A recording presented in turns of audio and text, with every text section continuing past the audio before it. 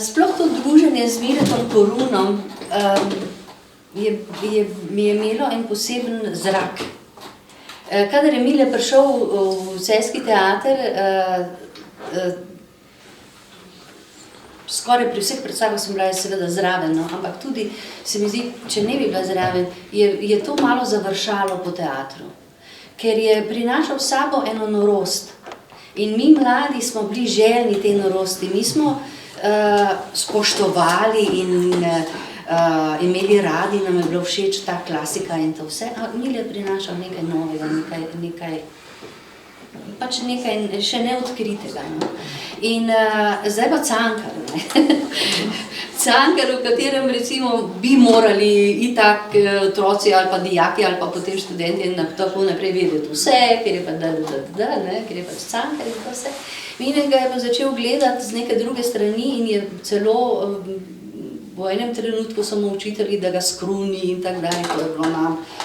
Nam je pa bilo to, mislim, to je naš trenutek, mi smo zraven, jaz sem zraven pri tem, ko se to dela. Tako da,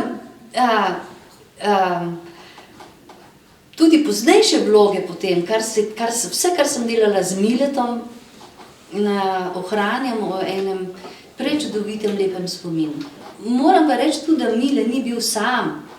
Takrat je bil čudovit sodelavec, čudovit režiser Dušan Mlakar. Dušan Mlakar je bil pa prvi za Cankarja, ker on je režiral Romantične duše. In to se je vse nekako to prepletalo eno z drugim, poznali smo se, vedeli smo se, jaz sem točno vedela, da recimo Mileta Koruna na režijah niso imeli vsi radi, oziroma so se ga bali na nek način, ker je znal biti ošter, ker je znal biti piker in tak. Jaz sem ga imela pa kar rada, moram reči.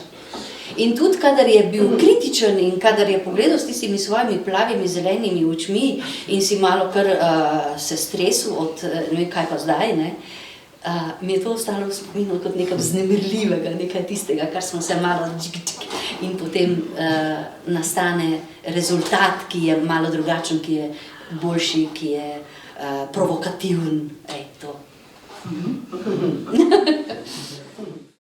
V tistem času je seveda kot meteor prišel v gledališko življenje čudovit komedijan, pisec. In tu so zdaj potem nastale te Ščuka, Podate kap, Ščuke pa ni, Ščuka pa je, Ščuka pa ni. Potem je bila še ena Ubite jastreba. Te Partljičeve drame so šle nekako istočasno. In jaz moram reči, tu zdaj se navezujem na ta sreča naključja, da ob tem izjemno zanimivem delu resnih predstav, provokativnih, je šla ta komedijska pot. In ker sem bila pač v takem gledališču, kjer smo skoraj vsi vse igrali, zlasti v tistih prvih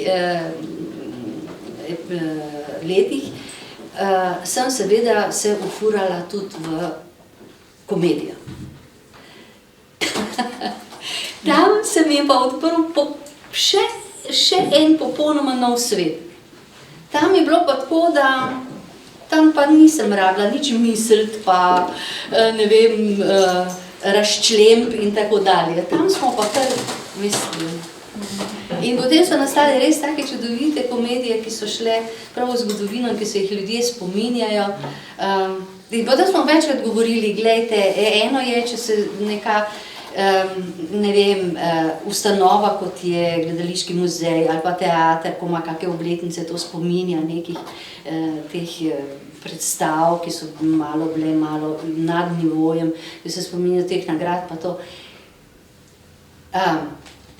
Komedije in vlog v komediji se spominja publika.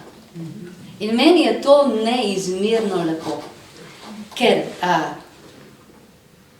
ni težko recimo zresniti gledalca nekim čudovitim tekstom v nekem, ne vem, Shakespeareu ali pa ne vem. Ni tako težko, to si upam reči, kakor nasmejati gledalca, ampak res nasmejati z eno žlahtno komiko. To so zelo težke stvari. Tu bi pa res rekla, da moraš imeti malo od Boga dano, malo tega talenta za te. Ker se mi zdi, da tu se priučiti in naučiti, ali ne vem kaj ne da. Do ene mere že, ampak potem pa tako. In jaz sem se v teh Partljičevih tekstih res našla. Jaz sem toliko uživala, pa vsi tudi.